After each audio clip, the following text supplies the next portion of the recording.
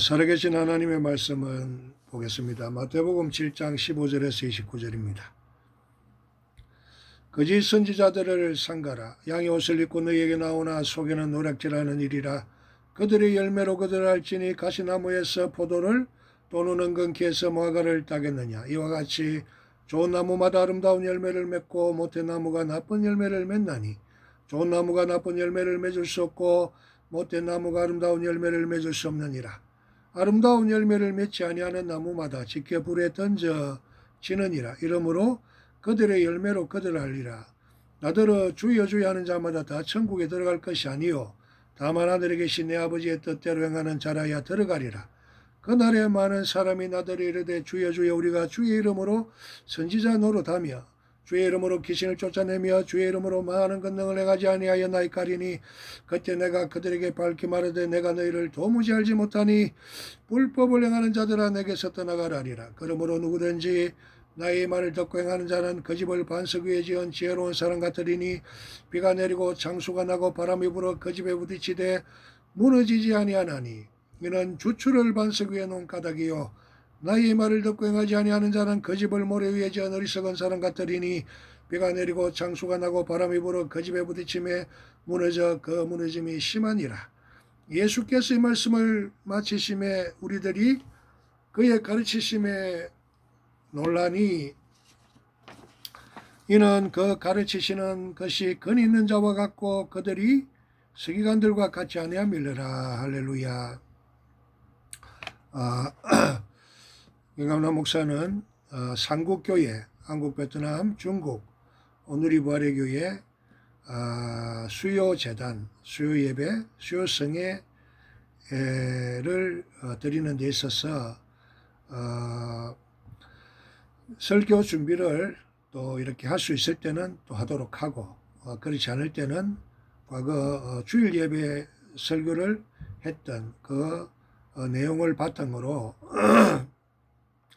가장 오래전에 했던 그 1자부터 이렇게 수요 예배에 새롭게 또 말씀을 계속 반복적으로 먹고 말씀을 씹어 먹는 것이 먹으면 먹을수록 또 새로운 맛이 나기 때문에 그래서 이렇게 수요재단 위에 이제는 과거에 이렇게 정성스럽게 준비하였던 그 또 인터넷에서 많은 그런 또 훌륭한 그런 설교들을 인용하는 내용들이 많습니다. 그래서 이 내용들을 반복적으로 할 때마다 또 이 말씀을 새롭고 씹고 먹고 마실 때 또 큰 성령의 역사가 일어나리라 믿습니다. 그래서 오늘은 김감남 목사가 2026년 2월 달 설교입니다. 그래서 오늘 설교 제목은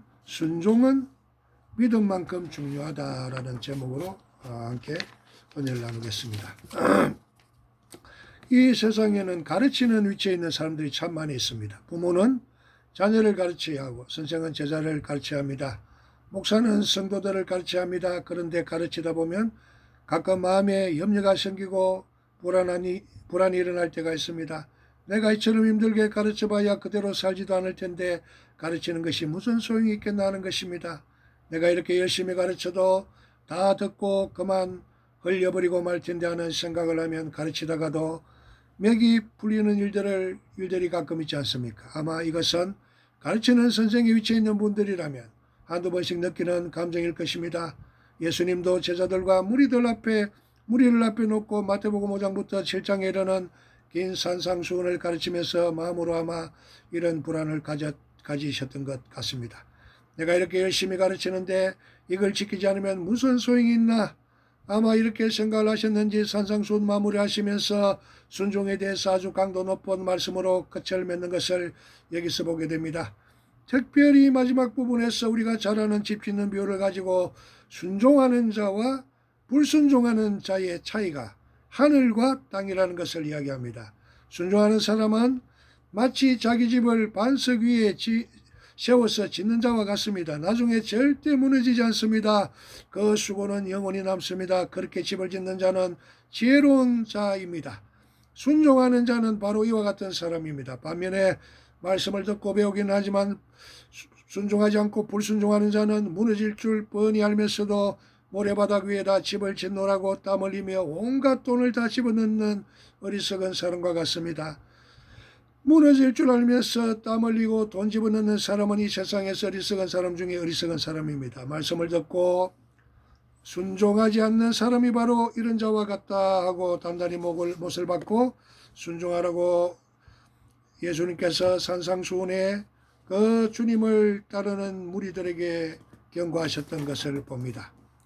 예수님은 5장에서부터 7장에 이르도록 우리 모두가 예수님을 닮아 작은 예수가 되기 위해서는 어떤 인품을 가져야 되며 어떤 생활을 해야 할 것인가를 여러 가지 사례와 내용을 가지고 세세히 말씀해 주셨습니다.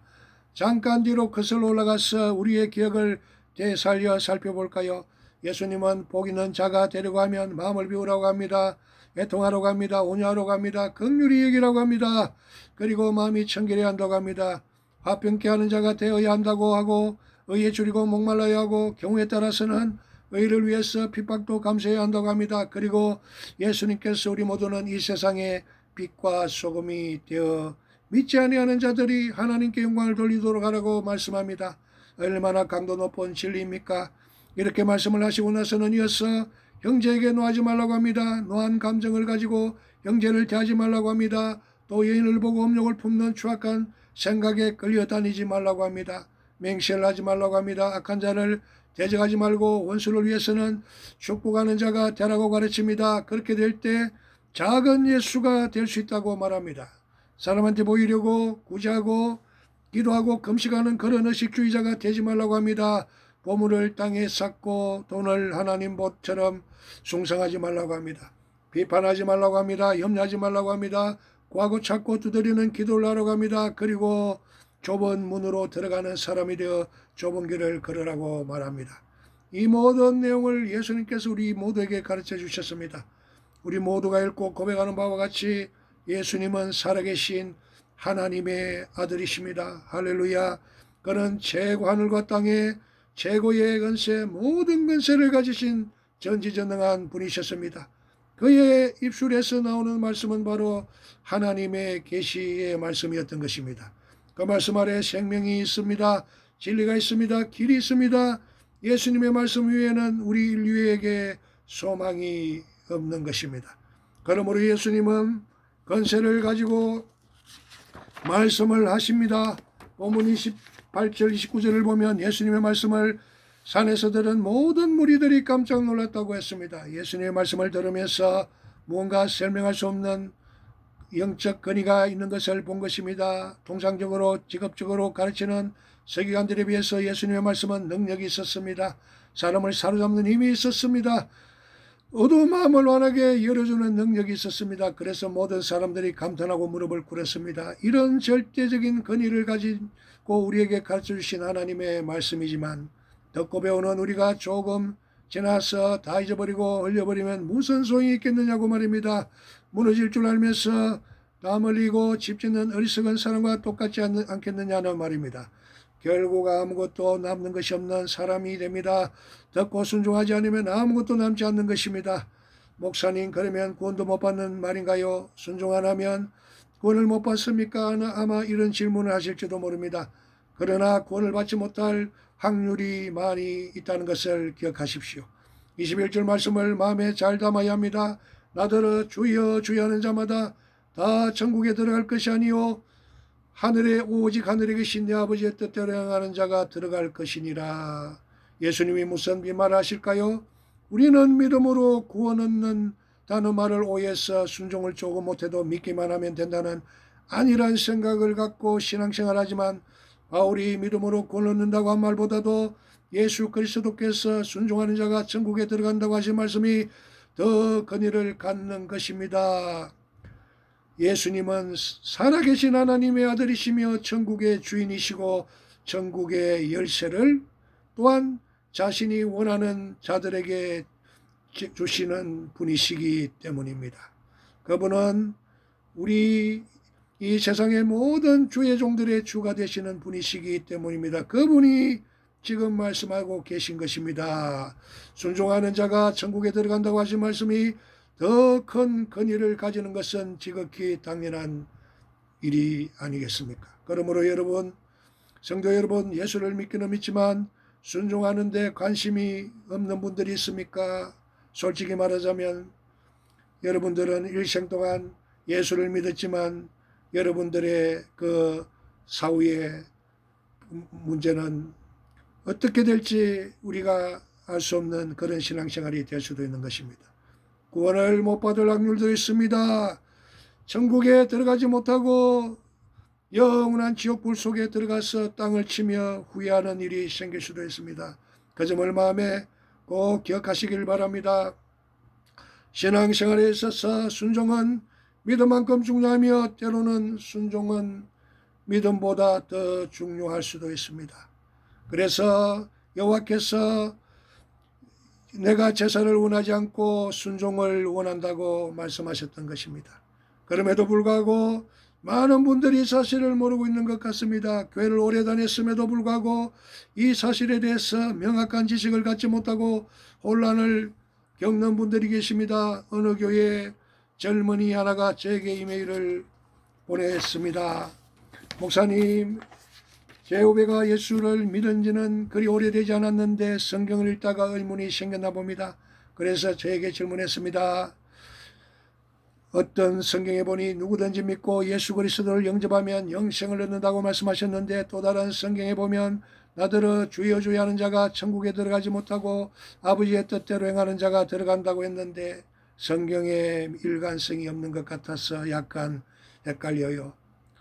가르쳐 주십시오. 그런데 자기도 그 말을 듣고 보니 헷갈린다는 것입니다. 그래서 대답을 해달라고 부탁을 해왔습니다.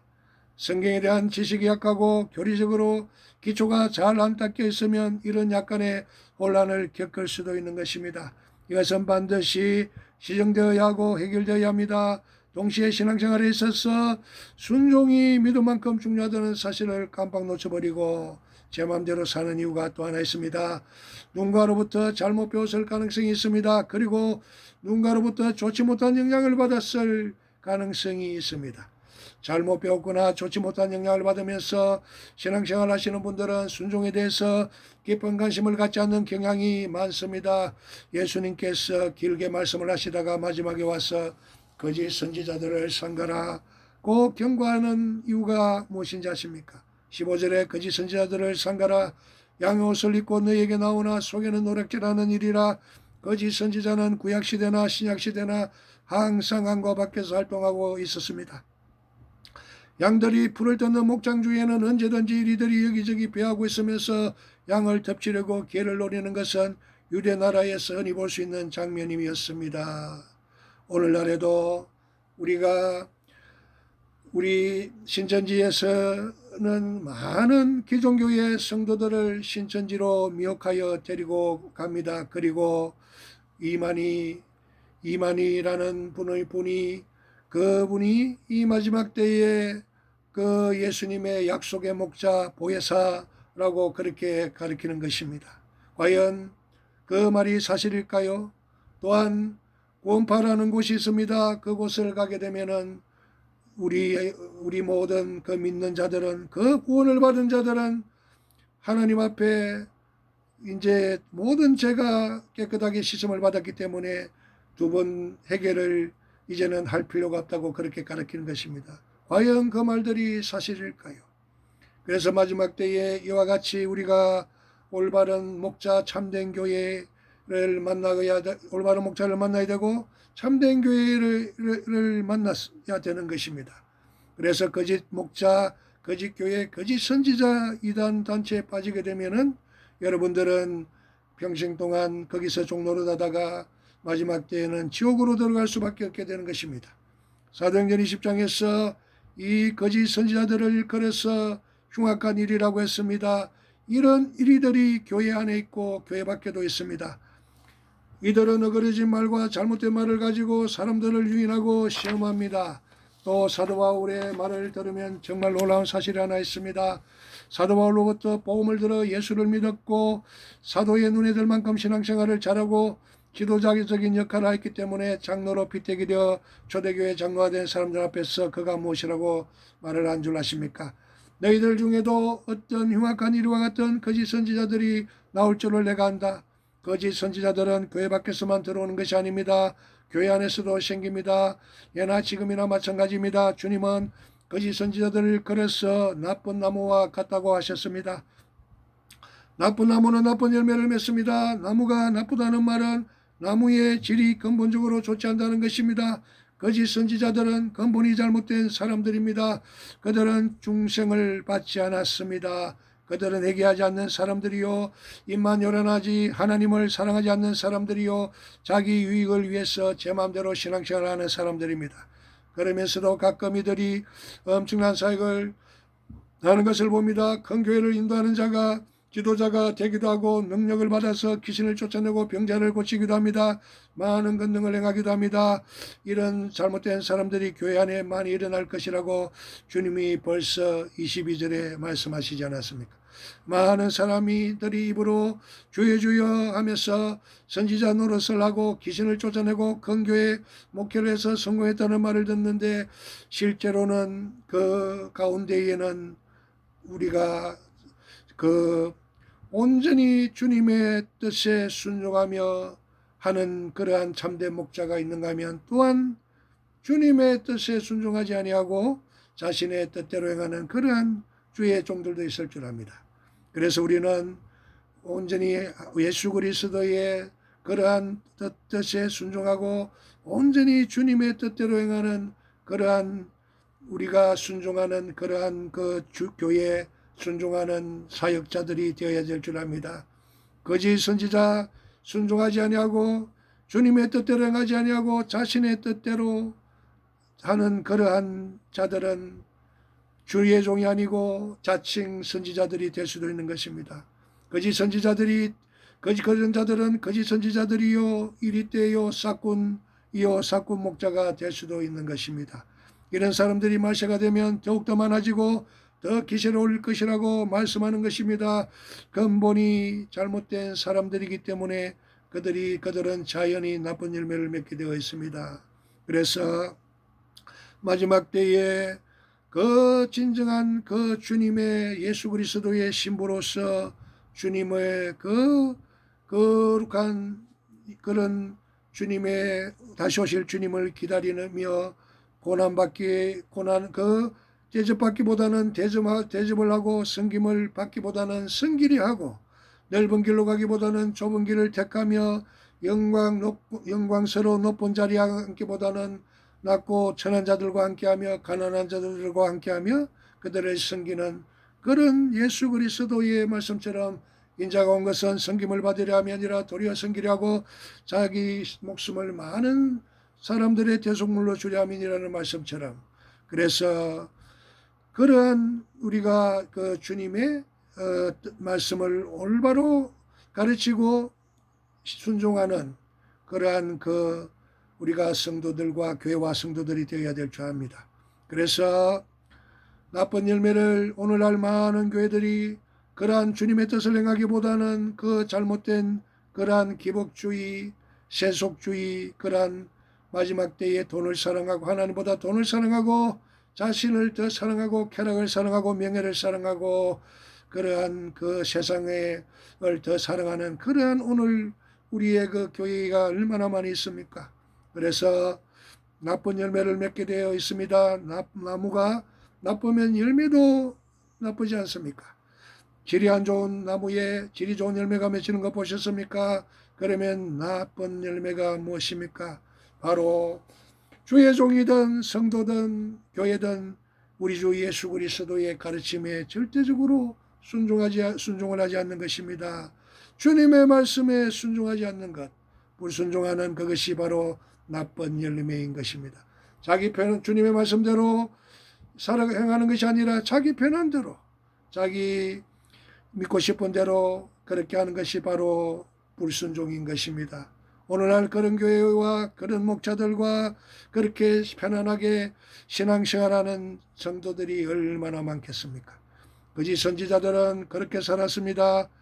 주여 주의가 무슨 뜻입니까? 우리가 주여 소리를 하루에 얼마나 자주 합니까? 자다가도 주여 주여 할 정도이고 안 믿는 사람이 보면 정성맞은 것처럼 늘 주여 주여 하지 않습니까? 그러나 이것은 굉장히 중요한 말입니다. 주여라는 말은 나의 왕이시여 나의 하나님이시여 나의 주인이시여라는 뜻입니다. 나는 당신을 나의 하나님 나의 왕 나의 주인으로 모십니다라는 뜻입니다. 당신께 절대적으로 충성하겠습니다. 무엇이든 명령하십시오. 오라가면 오고 가라가면 하면 가고 이것을 하라고 하면 내가 하겠나이다. 주님의 원하시면 내 생명도 아끼지 않고 드리겠습니다는 그러한 신하의 맹세가 주의입니다. 거짓 선지자들은 자나깨나 주여 주여 했지만 실제로는 제대로 순종을 하지 않았습니다. 그러니 얼마나 모순이 많은 사람들입니까? 입으로는 충성을 맹세해놓고는 충성을 행동으로는 충성을 하지 않고 자기 마음대로 자기 하고 싶은 대로 자기 편한 대로 하는 것입니다. 그래서 우리가 날마다 자기를 부인하고 자기 십자가를 지고 주님을 따라가야 되는 것입니다. 그래서 날마다 우리가 주님의 말씀에 내가 순종하는 삶을 사는가 그렇지 않은가를 우리가 자신을 돌아보며 참여하며 회개하며 무릎 꿇고 우리가 기도를 해야 되는 것입니다.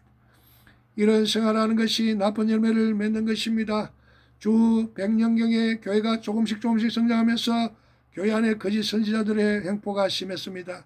그리하여 교회 지도자들이 견디다 못해 한데 모여서 도대체 누가 거짓 선지자인지 구별하기 위해 지침서를 만들었습니다. 그것이 소위 그 유명한 디다케라고 하는 것입니다. 이 지침서를 보면 거짓 선지자를 골라내는 가이드라인이 나옵니다. 그 가운데 하나가 말만 하고 실천하지 않는 사람은 거짓 선지자니라. 가르치기만 하고 행하지 않는 사람은 거짓 선지자니라 하는 것입니다. 옛날이나 지금이나 똑같습니다. 그리고 이 거짓 선지자들은 자기만 행하지 않고 자기만 나쁜 열매를 맺는 삶을 사는 것이 아니라 다른 사람들을 유인합니다. 교회 안에 들어와서 착한 성도들을 유인합니다. 연약한 자들을 유인합니다. 좁은 문 곁에 서서 좁은 문으로 들어가려고 하는 좁은 길에 걸어가려고 하는 사람들을 성도들을 유인해서 넓은 길로 넣습니다. 이게 거짓 선지자들이 하는 일입니다. 사꾼 목자들이 하는 일인 것입니다. 무엇이 넓은 길인 것입니까? 주여 주여 하면서 제 마음대로 신앙생활하는 것이 넓은 길이 아니겠습니까? 자기 좋은 대로 신앙생활하고 자기 편하게 대로 신앙생활하는 것입니다. 순종에 대해서는 별로 관심이 없습니다. 무엇이 좁은 길입니까? 순종하고 주님을 따라가기 위해 값을 지불하려는 각오를 하고 좁은 길을 들어서는 사람들입니다. 그런데 좁은 문 옆에 서서 그런 길로 들어가는 사람들을 유혹해내어 그들의 길을 빼고 그들의 힘을 빼고 그들을 오염시켜서 넓은 길로 쳐내는 것이 거짓 선지자들이 하는 짓입니다. 사랑하는 우리 삼국교회, 한국, 베트남, 중국, 오늘이 버르게 성도 여러분, 우리 주변을 돌아봅시다. 거짓 선지자와 같은 사람들이 우리 주변에 없다고 생각하십니까? 그런 사람들의 영향을 직접 간접으로 받지 아니하는 안전지대에서 신앙생활 한다고 생각하십니까? 저만의 말씀입니다. 예수님은 분명히 나더러 주여 주여 하는 것으로는 절대 구원받지 못하고 오직 하늘에 계신 내 아버지의 뜻대로 행하는 자와 순종하는 자가 구원을 받게 될 것이라고 말씀하십니다. 내가 너에게 분부한 모든 것을 가르쳐 지키게 하라. 모두가 순종을 철저하게 강조를 함에도 불구하고 이런 주님의 말씀을 우습게 여기고 이런 말씀에다가 물을 타는 사람들이 우리 주변에 많이 있습니다. 예수님의 권세와 권위에 도전해서 제 마음대로 하나님의 말씀에 물을 타는 사람들이 있다는 말입니다. 거짓 선지자와 같은 사람들이 많이 있습니다. 그런 지도자들이 있고 소위 그런 교회의 중진들이 교회 안에서 예수 잘 믿는 것처럼 허세를 부리고 있는 것을 우리가 많이 봅니다. 물을 탄다는 말이 무슨 뜻입니까? 온유한 자는 복이 있나니 저희가 땅을 기업으로 받을 것이며 하는 말씀에 대해 조그만 약한 것처럼 보이면 짓밟아버리는 이 약한 세상에서 어떻게 온유하게 살 수 있나? 그저 성경은 항상 좋은 말씀만 해. 그러니 세상은 세상대로 살아야지. 자동차 접촉사고만 해도 큰소리 치는 사람이 이기는 세상인데 온유해가지고 어떻게 사나? 그러니 적당히 듣고 시키면 돼 하는 것이 물타는 것입니다. 이런 생각, 이런 말을 하고 다니는 사람들이 교회 안에 많이 있습니다. 원수를 사랑하는 말은 귀가 아프도록 됐지만 정말 그렇게 사랑하는 사람이 있나? 기독교의 이상론일 뿐이지 그것을 너무 예민하게 받아들이면 사는 것보다 죽는 쪽이 더 행복할지도 몰라. 이런 식으로 적당히 들으라고 하는 말을 하는 사람도 있습니다. 그들이 물타는 사람들입니다. 보물을 하늘에 쌓아두라 땅에 쌓아놓지 말라.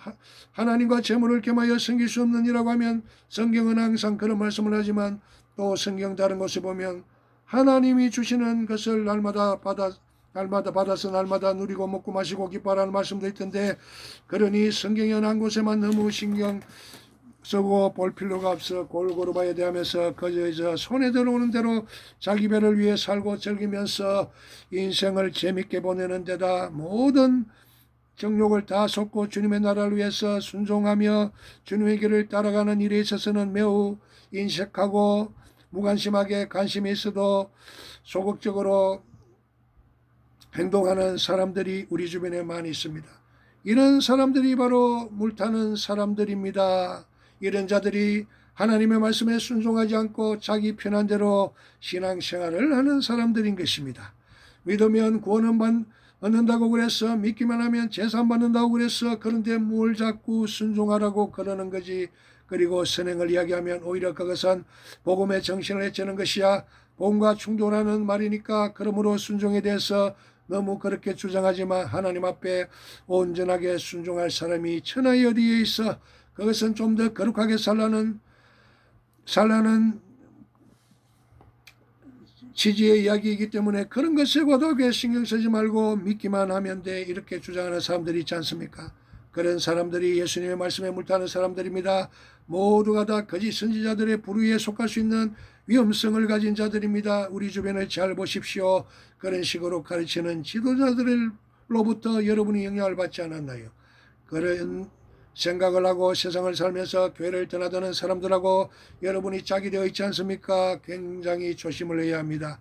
밤낮 없이 기도한다며 성경을 끼고 교회를 떠나들면서 열심히 주여 하지만 말씀을 순종하고 실천하는 데는 관심이 없어 집안에서 냄새 피우고 교회 안에서 걸림돌이 되는 사람들, 그 인격이 세상에 믿지 않는 사람들보다도 못하면서도 잘 믿는 것처럼 스스로 교만해 있는 사람들, 이 모두가 거짓 선지자들이 될 확률이 대단히 많은 사람들입니다.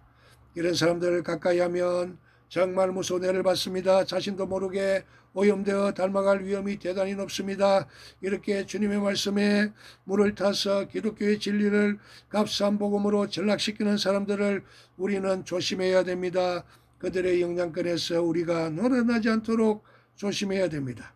그래야만 믿는 대로 순종하는 주님의 제자가 될 수 있습니다. 그래서 주님이 거짓 선지자에 대해서 갑자기 경고하시는 것입니다. 남의 이야기를 하는 것이 아닙니다. 사랑하는 성도 여러분, 우리는 믿음과 순종의 근세를 좀 더 철저하게 깊이 이해할 필요가 있습니다. 믿음과 순종, 이것은 나무와 열매의 관계와 같다고 하십니다. 좋은 나무이면 좋은 열매를 맺습니다. 이것은 자연의 법칙입니다. 참 믿음은 반드시 순종합니다. 이것은 영적인 불변의 법칙입니다. 봄에 가서원에 가서 한참 파릇파릇한 잎이 날 때 그 잎을 보고 혹은 꽃이 될 때 그것을 쳐다보고 야, 이 사과나무 참 질이 좋은 사과나무구나라고 말할 수 있습니까? 뭘 보고 그렇게 장담합니까? 아무도 못합니다. 나무의 모양이 보기에 탐스럽게 생겨도 꽃이 봉우리마다 아름답게 피어도 그것을 가지고 질이 좋은 사과나무인지 질이 나쁜 사과나무인지 모릅니다. 결국은 가을에 가서 탐스럽게 익은 사과를 하나 따서 먹어보고 정말 달고 맛있구나, 이 사과가 당도가 참으로 높구나, 대단하구나, 이런 정말 질 좋은 사과나무구나 라고 말하지 않습니까? 믿음도 마찬가지입니다. 믿음이라는 것은 영적이고 내면적인 것입니다. 그러므로 겉으로 봐서는 모릅니다. 이 사람의 믿음이 좋은 믿음인지 저 사람의 믿음이 좋은 건지, 이 사람의 믿음이 참 믿음인지 저 사람의 믿음이 참 믿음인지, 어느 것이 거짓 믿음인지 얼른 분간하기 어렵습니다. 그러므로 그 사람의 믿음을 평가하려면 얼마나 말씀대로 순종하는 삶을 사는가를 보아야 합니다. 열매를 보아야 합니다. 순종하는 삶을 보는 것은 실제적이요 외적이기 때문에 판단하기가 쉽다는 이야기입니다. 사는 모습을 보고 저 사람의 믿음이 진짜야 하고 판단하는 것입니다. 좋은 가실이 열리는 나무를 보고 좋은 나무라고 하듯이 순종하는 생활하는 사람의 믿음을 보고 좋은 믿음, 참 믿음이라고 하는 것입니다. 순종하지 않습니까? 믿지 않는 사람이거나 아니면 잘못 믿는 사람들입니다. 순종합니까? 바로 믿는 사람입니다. 로마서 16장 26절을 보면 주님께서 이 세상에 복음을 전하시는 목적이 분명히 모든 민족으로 믿게 하시고 순종케 하기 위한 것이라고 하셨습니다. 믿기만 하도록 하기 위해서 복음을 전하는 것이 아닙니다. 믿도록 하는 데만 목적이 있는 것이 아닙니다. 믿고 순종케 하기 위해서 모든 민족에게 복음을 전한다고 했습니다. 그러므로 믿음과 순종은 떼놓을 수 없습니다. 야고보서를 잠깐 생각해 볼 필요가 있습니다. 야고보서 2장 14절에 이런 말씀이 나옵니다.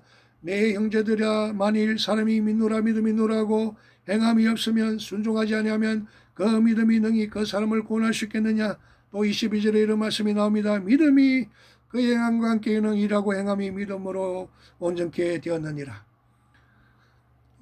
행함으로 믿음이 온전케 되었느니라. 또 26절에 더 우리 가슴에 와닿는 말씀이 나옵니다. 영혼 없는 몸이 죽은 것과 같이 행함이 없는 믿음은 죽은 것이니라. 자, 여러분 따라하시기 바랍니다. 행함이 없는 믿음은 죽은 것이니라. 행함이 없는 믿음은 죽은 것이니라. 행함이 없는 믿음은 죽은 것이니라. 믿음과 행함의 절대적인 관계, 이것을 얼마나 명료하게 말씀하는지 모릅니다. 이렇게 보면 어떻게 보면 야고보서의 이런 말씀은 믿음으로만 구원을 얻는다는 로마서의 말씀과 충돌하는 것으로 보입니다. 그러나 충돌이 아닙니다. 자세히 보십시오. 충돌이 아니고 조화입니다. 믿음으로 구원을 얻는다는 말씀과 행함이 없으면 이 믿음은 죽은 믿음이라고 하는 야고보서의 말씀은 충돌이 아니라 보완이요 조화입니다. 야고보서에 보면 행함이 있는 믿음이라야 산 믿음이라고 강조를 많이 합니다. 야고보서가 지금 무엇을 행하라고 하는지 1장부터 마지막까지 읽으면서 리스트를 만들어 보십시오. 무슨 대단한 것을 행하라고 할 것 같이 생각되는데 막상 야고보서를 처음부터 끝까지 쭉 읽으면서 보면 너무나 단순하고 평범한 이야기들을 하고 있는 것입니다. 믿는다는 사람은 자기 혀를 제갈 먹여야 하느니라. 내 혀를 내 혀에 제갈을 먹여라. 예수 믿는다고 하면서 자기 혀를 제갈 먹일 줄 몰라 이 사람 저 사람에게 상처 주고 가끔 거짓말도 잘하고 가는 곳마다 쉴 새 없는 소리를 해서 사람들의 마음을 뒤집어 놓는 생활을 한다고 하면 그 사람은 믿는 사람이라고 할 수 있겠습니까? 혀를 제갈 먹이지 못하고 나오는 대로 짓거리면서 자기는 예수 믿는다고 떠들고 주여 주여 한다면 뒷집에 강아지도 웃을 일이 아닙니까? 믿음을 가지고 있는 사람이 그 믿음도 실천을 못하면서 그 믿음을 믿음이라고 할 수가 있겠습니까? 와나가보가 어려움을 겪는 것을 보면 안 믿는 사람도 빠듯한 생활이지만 그들을 도우려고 하는 판국인데 입으로는 주여 주여 하는 사람들이 가난하고 고통당하는 사람을 보면서 얼굴을 싹 돌립니까? 그래 놓고 믿는다고 하면 그 믿음을 믿음이라고 누가 인정하겠습니까? 또 야고보는 새 속에 물들지 말라고 합니다. 여러분 믿는다면 새 속에 물들어서는 안 된다고 합니다. 여러분 이것도 뭔가 이상한 것입니까? 우리가 다 세상에 나가서 사회생활을 하면 온통 세상의 구정물이 우리를 덮치고 무서운 당뇨가 흘러내려가는 것을 보지 않습니까? 세상이 앞으로 어떻게 될까 하는 생각만 하면 눈앞이 깜깜하고 그래도 나이가 들어가는 사역자들은 얼마나 다행인지 모른다는 생각이 듭니다. 나름대로 젊은 목회자들이 고생을 할 생각을 하기니 눈앞이 깜깜하지 않습니까? 도대체 어떤 사람들입니까? 자라나는 사람들 한번 생각해 보십시오. 주여 주여 하면서도 딸이 시집가서 고생하면 그만 살아라. 요새 세상에 뭘 그렇게 힘들게 사느냐. 아직 젊을 때 예언하면 또 좋은 남자 만날 수 있어. 내가 그것 위해 기도해 줄게. 그만 살아라. 만약에 이런 식이라면 나도 모르게 새 속에 생각이 끌려가는 것입니다. 자, 이런 사람을 놓고 믿는다고 말할 수 있습니까? 말도 안 되는 이야기입니다. 믿으면 구원받는다고 해서 그런 식으로 세상에 물들어가면서도 믿음 안 있으면 구원받는다고 착각하고 있지 않습니까? 그 믿음을 어찌 올바른 믿음이라고 할 수 있느냐 이 말입니다. 야고보는 또 말합니다. 사람을 외모로 차별하지 말라고 합니다. 세상에 옛날에는 아마 그랬나 봅니다. 교회 안에 아주 값비싼 보석으로 줄줄 달고 예배에 참석하는 사람을 보면 제일 앞에 좋은 자리에 앉으라고 허리를 굽실굽실하면서 안내를 하고 반면에 냄새가 나고 남난 옷을 입고 나오는 사람을 보면 저 뒤로 인도해서 기둥 뒤에 어쩌다 한 자리 남아 있으면 거기 앉으라고 했었나 봅니다. 그렇게 하지 말라는 것입니다. 믿는 사람은 그렇게 하면 안 된다고 합니다. 한번 생각해 보십시오. 입으로 주여 주여 하면서 교회 안에서 그런 식으로 사람을 차별한다면 그 믿음이 어찌 진짜 믿음입니까? 산믿음입니까? 구원받을 수 있는 믿음입니까? 저는 야고보가 영혼 없는 몸은 죽은 것 같이 행함이 없는 믿음은 죽은 것이라고 해서 행하는 일이 굉장한 것인 줄 알았는데 야고보서를 다 읽어보면 결국 그런 것들을 가지고 이야기하는 것입니다. 그런 정도가 실천을 못하는 믿음을 가지고 믿음이라고 할 수 있습니까? 그러므로 순종이 따르지 않는 믿음은 믿음이 아닙니다. 우리 모두는 정신을 차려야 합니다. 우리의 생활 이면에는 믿음과 순종 사이를 이간시키는 복병이 숨어 있습니다. 우리는 성경을 배우면서 정답만 알면 제대로 배운 것처럼 간주해버리는 교회 문화에 젖어 있습니다. 그 말씀이 나의 생활에 얼마만큼 적용이 되는가에 대해서는 별로 관심을 갖지 아니하고 교회 문화에 오랫동안 아니하는 교회 문화에 오랫동안 젖어왔습니다. 정답만 알면 그 사람은 바로 믿는 사람이고 바로 신앙생활하는 사람이라고 인정해주는 교회 문화입니다. 이것은 잘못된 문화입니다. 말씀을 듣고 배우면서 얻은 진리의 정보는 삶으로 그대로 이어져 같이 동행되어야 합니다. 말씀을 들을 때는 그렇다 하고 의식적으로 받아들인 정보인데 사회생활 할 때에는 그 정보가 틀린 것처럼 행동하는 사람, 사실이 아닌 것처럼 행동하는 사람, 그것은 벌써 순종이 따르지 못하는 사람의 모습입니다. 주님께서 이것은 안 된다고 말씀합니다. 이런 것은 트로이성을 함랑시킨 목마와 같이 우리를 무너뜨릴 수 있는 폭풍이라는 것을 알아야 합니다. 외국의 많은 분들이 한국에 대해 감탄한 것이 많습니다. 그러나 참 나쁘고론 비판하는 사람들도 있습니다. 특별히 데니스 레인과 같은 사람은 10여 년 동안 우리 한국을 떠나들었는데 그가 내린 결론이 무엇인지 아십니까? 한국교회 장점이 두 가지 있다. 뜨거운 기도와 헌신이다. 그것은 내가 인정해준다. 그러나 말씀을 실제 생활에 적용하면서 순종하는 것은 너무나 비어있다. 얼마나 나쁘고로운 이야기입니까? 여러분, 이 말을 하면 순종이 빠져있는 신앙생활에 열을 올린다는 말씀입니다. 이게 한국교회라는 것입니다. 순종이 빠져있는 신앙생활에 열을 올린다면 이런 신앙생활 하나님이 받으실까요? 순종 안 하는 사람의 기도를 하나님이 얼마나 들으실까요? 순종하지 않는 사람의 헌신을 하나님이 얼마나 기뻐하실까요? 이사야서 1장을 돌아가서 읽어보십시오. 하나님께서 안 받습니다. 하나님을 그렇게 멍청하고 바보스러운 존재로 보시면 안 됩니다. 그러므로 믿음에 있어서 순종은 바로 생명과도 같은 것입니다. 무언가를 우리가 믿는다면 그 믿음은 그것이 사실인 것처럼 행동해야 합니다. 우리가 믿습니까? 믿으면 그 믿음이 진짜 사실인 것처럼 행동하는 무엇이 따라가야 그 믿음이 살아있는 믿음이라 그 말입니다. 믿는다면서도 실제 행동에서는 전혀 그 믿음의 어떤 증거가 보이지 않는다면 그것은 믿음이 아닙니다. 성경의 믿음은 그런 믿음이 아닙니다. 천국 가는 믿음은 그런 믿음이 아닙니다. 예수 그리스도를 나의 구주로 고백하고 예수님을 닮아가고자 하는 열정을 가지는 믿음은 그런 믿음이 아닙니다. 위대한 신학자 보네포는 믿는 자는 순종하며 순종하는 자만이 믿는다고 말했습니다. 예수님께서 우리에게 이와 같은 산상수훈을 주시면서 순종할 것을 다짐하신 이유가 있습니다. 주님은 우리 모두가 예수님을 닮아가는 작은 예수가 되기를 소원하고 계십니다. 얼마나 영광스러운 일입니까? 나 같은 죄인이 예수님을 닮을 수가 있다니, 나같이 하루살이와 같고 하나님을 앞에 원수된 존재가 예수님을 닮아서 하나님의 거룩한 아들과 딸의 모습으로 변할 수 있다고 하나님께서 인정해 주신다니 얼마나 영광스러운 일입니까? 한 가지 알아두십시오. 믿음으로만 예수님을 닮아갈 수 있습니다.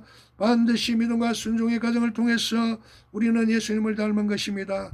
여인을 보고 음욕을 품지 말라고 하는 주님의 말씀을 순종하지 아니하고 제 마음대로 욕정에 따라 숨지기는 사람이 아무리 믿습니다 해도 그는 예수를 닮을 수 없습니다. 가늠하지 말라는 주님의 말씀을 순종해야 합니다. 믿음과 순종을 통해서 우리는 주님의 모습으로 닮아갑니다. 이것은 엄청난 영광이요 특권입니다. 세상 사람들 보기에는 멍청하고 바보같이 보일지는 모르지만 우리가 믿음과 순종을 통해 주님의 모습을 닮아가는 이 길이야말로 마지막에 영생이 있는 길이요 영원토록 하늘의 별처럼 빛나는 축복의 길이라는 것을 알아야 합니다. 이렇게 주님을 닮아가기 위해서 주의 말씀 한마디 한마디를 힘을 다하고 정성을 다해 순종하려고 하는 자에게는 하나님께서 그만이 하는 큰 은혜를 주십니다. 진짜 놀라운 은혜를 주십니다.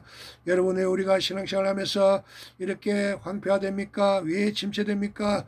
왜 기쁨이 없습니까? 평안이 없습니까?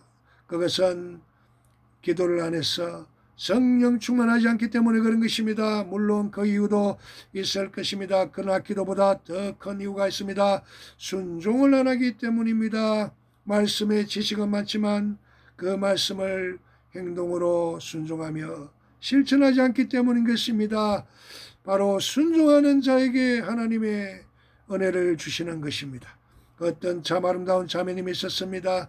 그는 믿음이 참 좋은 사람입니다. 그런데 그에게도 믿음의 가시가 있었습니다. 가정에 정말 화해하기 어렵고 마음을 열기 어려운 식구가 있었습니다. 수십 년 동안 담을 쌓고 살았습니다. 미워하기도 했습니다. 어떤 때는 원수 같다는 생각이 들었을지도 모릅니다. 수십 년을 그렇게 살았습니다. 이런 환경에서 이 자매는 많은 고통과 아픔을 겪었습니다. 그러나 그분이 쓴 편지를 읽으면서 은혜를 받았습니다. 목사님, 요즘 몇 달 동안 하나님이 주시는 은혜의 큰 물결 속에서, 하나님이 주시는 큰 은혜의 물결 속에서 하나님의 숨결을 느끼며 살고 있습니다. 그는 하나님의 숨결을 느끼고 살 정도로 정말 행복하다고 말합니다. 그래서 이게 무슨 일인가 하고 읽었습니다. 회개와 더불어 용서하는 마음속에 그동안 미워하던 그분에 대해 잊고 살았던 감사를 생각하도록 하셨고, 그분을 위해 가슴 찢어질 듯한 애틋한 사랑으로 축복 기도를 하도록 주님의 손길에 그저 감사 감격스러울 뿐입니다. 간단하게 요약하면 미워하던 분을 용서하게 되고 사랑하게 되고 오히려 그분 때문에 감사하게 되고 축복하게 되었다는 것입니다. 이것이 하나님의 은혜라 너무 감사하고 기쁘다는 것입니다. 이 말을 바꾸면 순종했다는 것입니다. 사랑하러 가니 사랑해봤다는 것입니다. 용서하러 가니 용서해봤다는 것입니다. 그랬더니 너무나 놀라운 은혜가 그에게 임했다는 이야기입니다. 그리고 이런 말을 합니다. 목사님, 사랑이 얼마나 아름답습니까? 사랑이 얼마나 강합니까? 사랑이 얼마나 위대합니까? 사랑은 서로 위로하는 것, 사랑은 서로 용서하는 것, 사랑은 서로 인내하는 것, 사랑은 외로운 사람과 함께하는 것이라고 하신 그 말씀 얼마나 많이 생각했는지 모릅니다. 이렇게 잘 배워 생활 속에서 기쁨과 감격을 주신 목사님 감사드립니다. 부끄럽지만 이 변화된 마음의 기쁜 소식을 전해드리고 싶었습니다. 무엇을 발견할 수 있습니까? 순종했더니 은혜의 파도가 그 마음에 밀려 들어온 것입니다. 그래서 전에 느끼지 못하던 감사가 꽃이 피고 기쁨이 샘처럼 솟고 그 영혼이 힘을 얻어서 하늘을 향해 날개를 치듯이 올라가는 것을 느끼고 있다는 이야기입니다. 사랑하는 성도 여러분, 삼국교회, 한국, 베트남, 중국, 오늘이 바르게 성도들이여 순종하면 하나님이 이렇게 크고 놀라운 은혜를 주시는 것입니다. 우리는 순종하지 아니하므로 우리의 신앙생활을 너무도 비참하게 만들 때가 많이 있습니다. 우리가 순종하지 아니하므로 오히려 우리는 훨씬 더 편한 신앙생활을 한 것이라고 착각할지 모르지만 그 길은 너무나 험하고 너무나 많은 손해를 보는, 다시 말하면 모래 위에 집을 지었다가 몽땅 무너뜨리고 주저앉는 신앙생활일 때가 많습니다. 무슨 이유입니까? 순종하지 않기 때문입니다. 예수님의 말씀에 순종하는 것이 좁은 길처럼 힘들어 보여도 주님을 사랑하는 마음으로 순종하면 하늘로부터 모든 은혜의 파도가 우리 안에 밀려들어 우리를 새 사람으로 행복한 신앙생활로 인도할 것입니다. 그러므로 잘 알아두십시오. 신앙생활의 행복과 불행을 가르는 갈림길은 순종에 있습니다.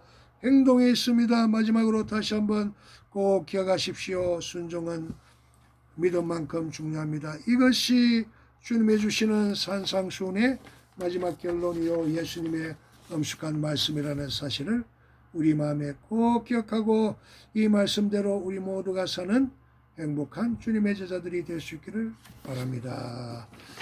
할렐루야. 찬양 한 곡 부르고 축복하고 예배를 마치겠습니다. 강물같이 흐르는 기쁨, 찬송가 182장 강물같이 흐르는 기쁨. 강물같이 흐르는 기쁨, 성령강 니 맘이라. 자, 정결한 마음 영원하도록 주의 거처 되겠네. 주님 주시는 참된 평화가 내 맘속에 넘치네. 주의 말씀에 거센 풍랑도 잠잠하게 되도다. 나의 생명 소생케 됨은 성령이 마심이라. 모든 의심 슬픔 사라져 주의 평강 넘치네. 주님 주시는 참된 평화가 내 맘속에 넘치네. 주의 말씀에 거센 풍랑도 잠잠하게 되도다. 하늘에서 담비 내리고 햇빛 찬란한 같이 우리 마음에 성령이 많이 주님 보내심이라. 주님 주시는 참된 평화가 내 맘속에 넘치네. 주의 말씀에 거센 풍랑도 잠잠하게 되도다. 생명신에 넘쳐 흘러서 마른 광야 적신이 의의 열매 물어 익어서 주수를 기다리네. 주님 주시는 참된 평화가 내 맘속에 넘치네. 주의 말씀에 거센 풍랑도 잠잠하게 되도다. 놀라우신 주의 은혜로 그의 얼굴 뵙겠네. 평화로운 안식처에서 영원토록 쉬겠네. 주님 주시는 참된 평화가 내 맘속에 넘치네. 주의 말씀에 거센 풍랑도 잠잠하게 되도다. 축도하고 예배를 마치겠습니다. 지금은 이 세상 끝날까지 우리를 버리지 아니하시는 우리 주 예수 그리스도의 은혜와 하나님 아버지의 놀라우신 사랑과 보혜사 진리의 성령의 교통하심이 삼국교회, 한국, 베트남, 중국, 오늘이 바르교회 모든 성도들과 선교사, 사역자들의 가정과 교회와 일터 위에 건강 위에 그리고 그 이 나라와 민족 위에 땅끝까지 지금으로부터 영원히 함께 계실지어다. 아멘. 하늘에 계신 우리 아버지의 이름이 거룩히 여김을 받으시오며 나라가 임하옵시며 뜻이 하늘에서 이룬 것 같이 땅에서도 이루어지이다. 오늘날 우리에게 일용할 양식을 주옵시고 우리가 우리에게 죄지은 자를 사해 준 것 같이 우리 죄를 사해 주옵시고 우리를 시험에 들게 하지 마옵시고 다만 하게 썩고옵소서. 대개 나라와 권세와 영광이 아버지께 영원히 있사옵나이다. 아멘.